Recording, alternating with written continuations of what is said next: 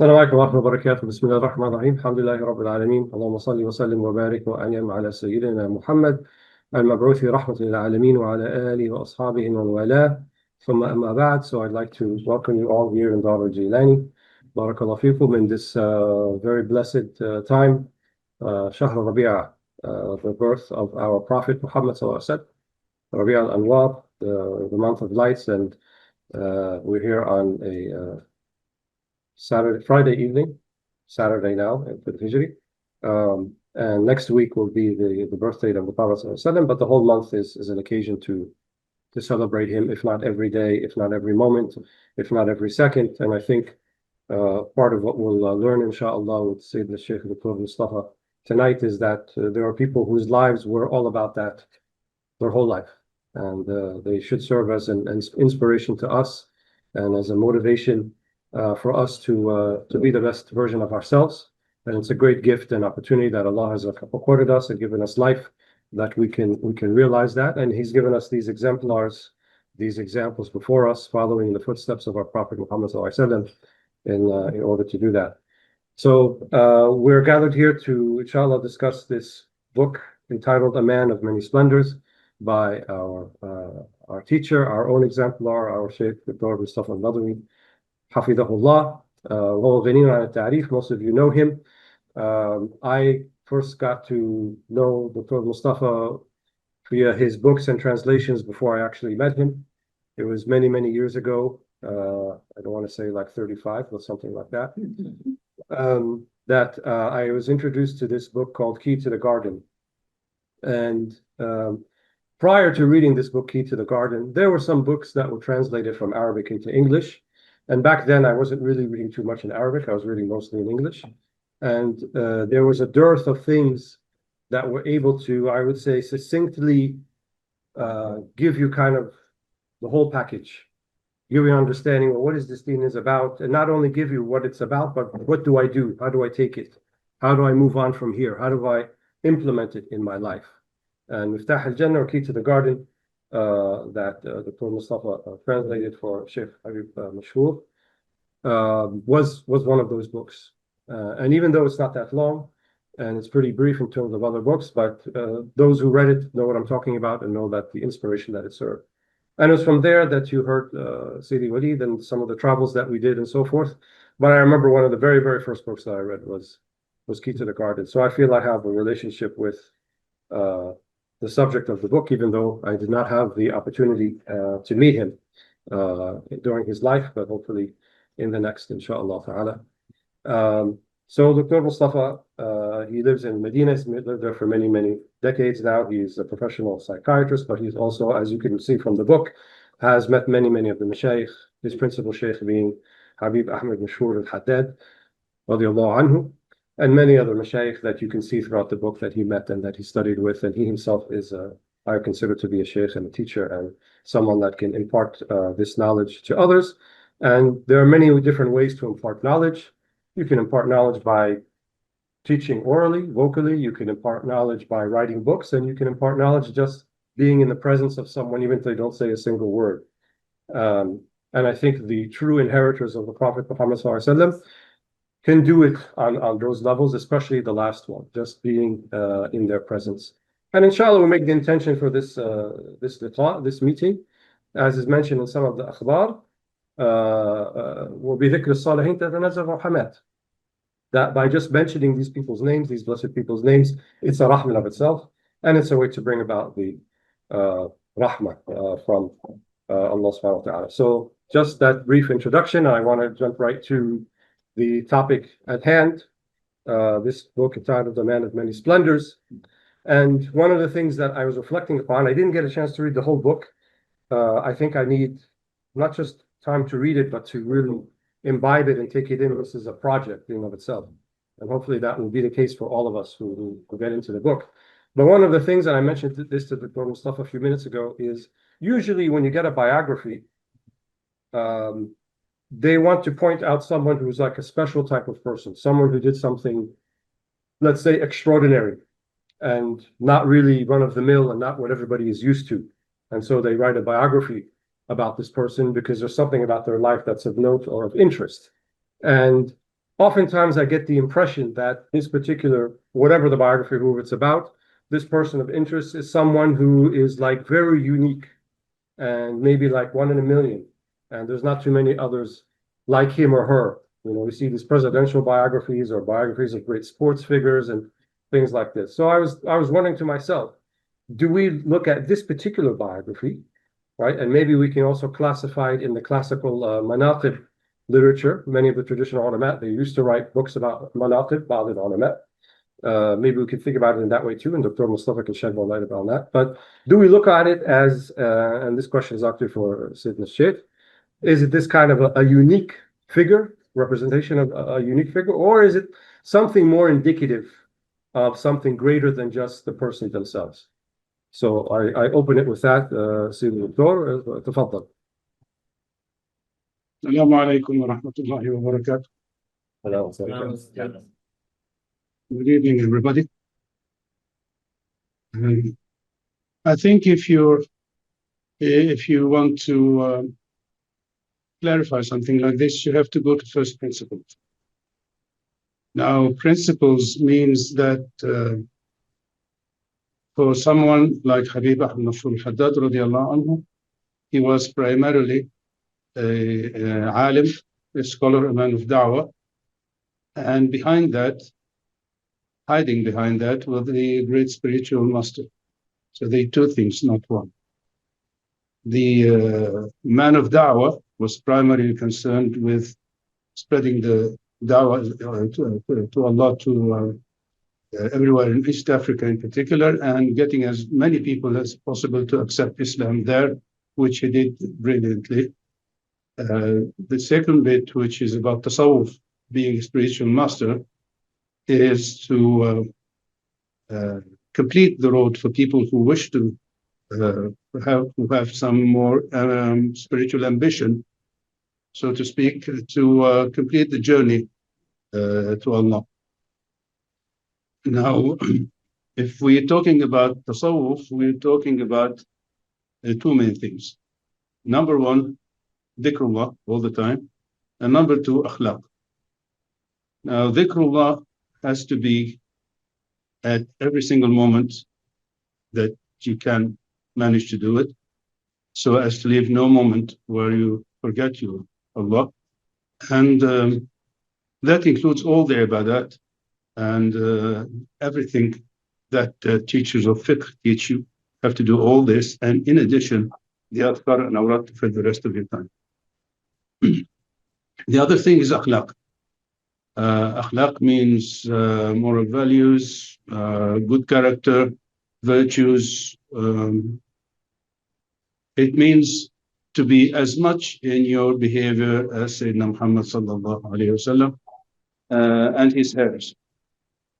So these are the two legs on which a Sufi would walk. One of them is totally insufficient, because without both, there will not be a purification of the heart.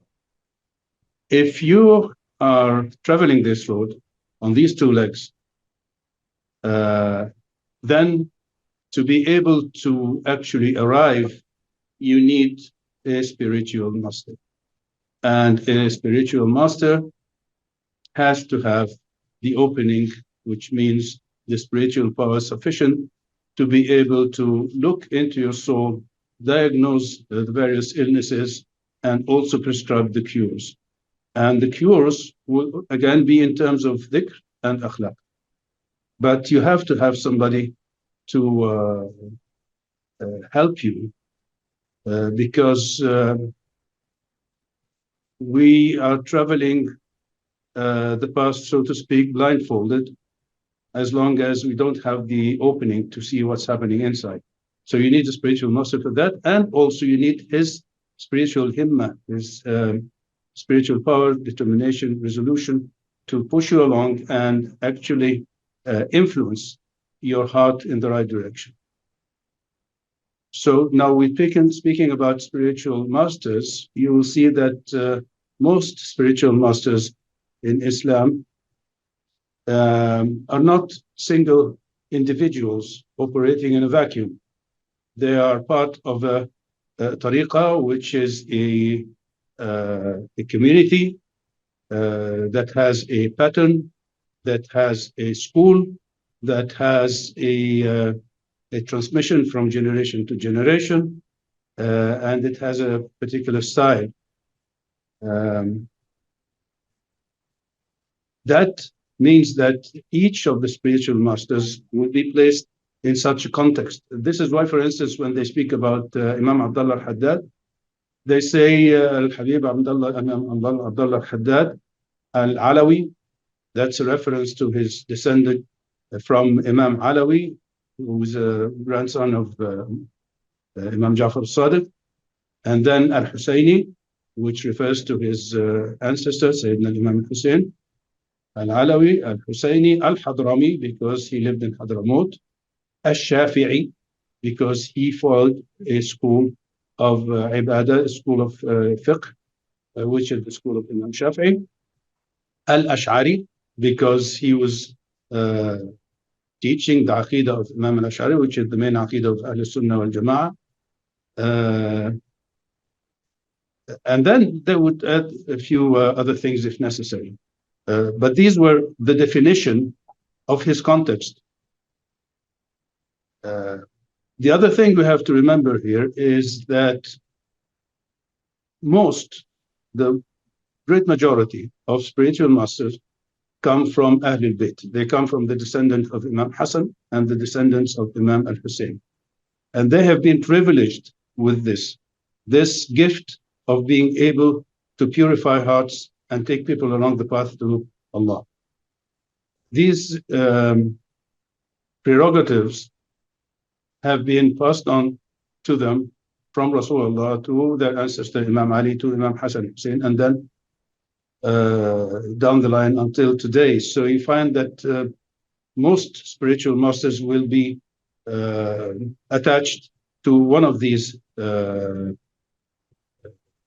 chains of descent. They'll be either Hassani or, for instance, the Idrisi Sada of Morocco are Hassanis. The Qadiris are Hassanis, and Sayyidina al-Jilani was also Husseini from his mother's side, so they call themselves Hassani Husseini. The Alawis of Hadramaut are Husseinis. They're all descendants of Imam al-Hussein, so that is one part of the background. The other part is that they're all Shafi'is. They follow the school of fiqh of Imam Shafi'i. They're all Ash'ari in their Aqidah, and they're all Sufis in their comportment. They're Sufis because they're all seeking to travel the road to Allah and approach Him in this world before meeting Him in the next world. In these Sharif families, you'll find that sainthood, wilaya, al-fath, will be transmitted from generation to generation to generation from the days of Imam al-Hassan, Imam al-Hussein until today. So that someone like Habib Ahmad Mashhur al-Haddad will have in his ancestors a chain of awliya, a chain of saints covering all this distance of 1400 years. I think by now there will be something like between 33 to 35 ancestors joining him to Imam Hussein. I haven't counted actually, but it's something like this. And all of them were awliya. Major awliya, minor awliya, big awliya, small awliya, well-known awliya, awliya who are ulama, awliya who are not ulama, but the whole chain. So that is his blood descent. You know, he comes from a wali, from a wali, from a wali, from Hafiz of Quran to Hafiz of Quran to Hafiz, and so on. The rest of the Hadrami Alawi culture it shares in these characteristics. So you find that there will be in each generation great awliya who have reached the utmost in wilaya and in spiritual degree, and they will pass on this to the next generation, and they will pass it to that, and so on. So Habib Ahmad was never an isolated phenomenon. He was part of a big canvas full of great people, some of them more known than others, some of them Allah allowed them to hide and not make themselves known to the people. Some of them were ordered to be, were literally explicitly ordered to make themselves known to the people. So when Habib Ahmad spoke about himself, he usually spoke about his Shaykh. And his Mashaykh was so many, and each of them he was a great man, a big man in himself. His knowledge was always vast and solid. His wilaya was always illuminating to everybody around him. And he was part of that. And he was part of the generation that transmitted that to the next generation, which are the people that we are living with now. So yes, in the background of every spiritual master in the Islamic world will most often be part of the background of a larger picture containing the descendants of Imam Hassan and Hussein from their days until today, and his shuyukh from maybe from single family, but maybe from many different people have taken from. What you will notice is that they, in reality, form a single network. Now, people divide them into tariqas. This one is Shazli, this one is Qadri. In fact, in reality, inside, they're all one thing. If you take from one of Ahlul Bayt, you've taken from them all. He connects you with them all.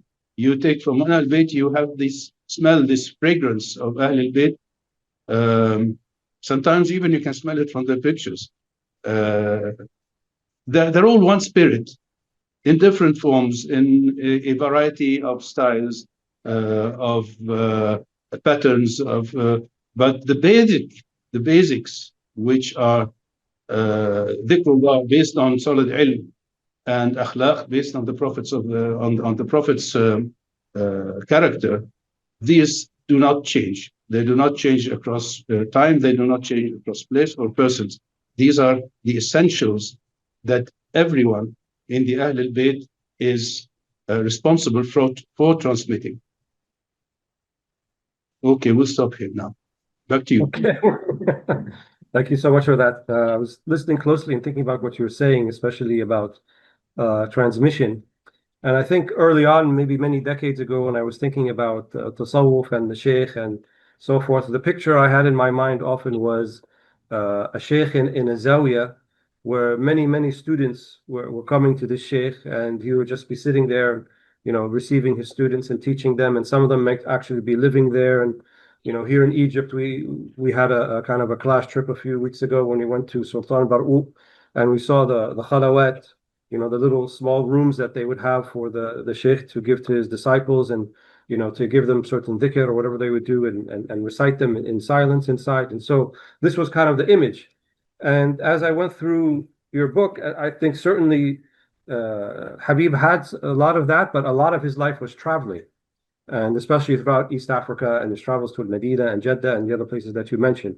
So is this kind of something unique to Ba'alawi, or something unique to the time that we live in, this type of, rihla and certain majalis and mawalid, where there would be a lot of this type of interaction, and maybe even, let's say, tarbiyah that would be carried through in these interactions?